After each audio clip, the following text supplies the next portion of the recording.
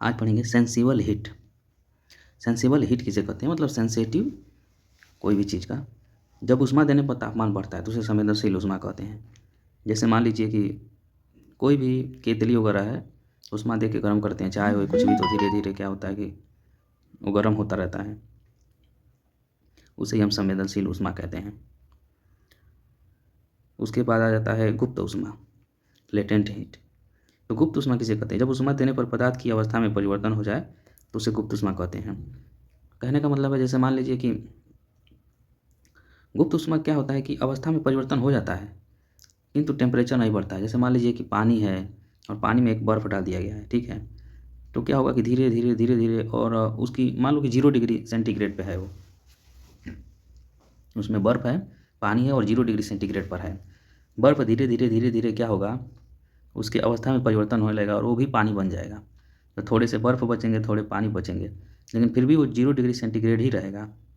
यानी कि पदार्थ की अवस्था में परिवर्तन हो जाएगा किंतु वो 0 डिग्री सेंटीग्रेड था तो अभी भी 0 डिग्री सेंटीग्रेड ही है। पदार्थ की अवस्था में परिवर्तन हो जाता है किंतु तापमान में परिवर्तन नहीं होता, तो उसे हम कहते हैं गुप्त ऊष्मा। उसके बाद आ जाता है विशिष्ट ऊष्मा।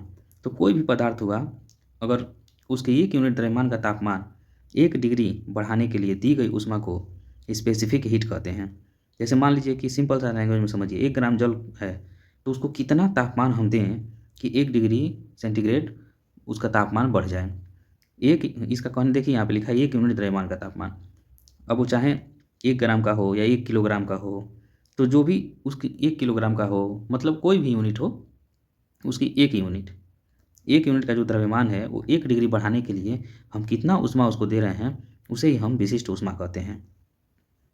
उसके बाद आ जाता है, हम थोड़ा सा देख लेते हैं, यहाँ पे एक फार्मूला है आवश्यक ऊष्मा की मात्रा Q बराबर mc डेल्टा टी।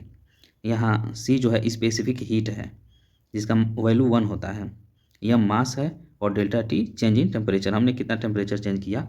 एक प्रश्न भी यहाँ पे दे दिया है, 50 ग्राम पानी का तापमान 30 अंश सेल्सियस बढ़ाने के लिए आवश्यक ऊष्मा की मात्रा बताइए। तो 50 ग्राम है और 30 अंश सेल्सियस तक बढ़ाना है, तो आपको क्या करना है, Q बराबर mc डेल्टा टी। एम यहाँ पे मास 50 हो गया, यहाँ ऊपर लिखा है स्पेसिफिक हीट 1 होता है और डेल्टा टी क्या है 30 अंश सेल्सियस बढ़ाने के लिए ना, तो 30 कर दिया, कितना हो गया 1500 कैलोरी। धन्यवाद, आगे का नेक्स्ट वीडियो में चर्चा करेंगे।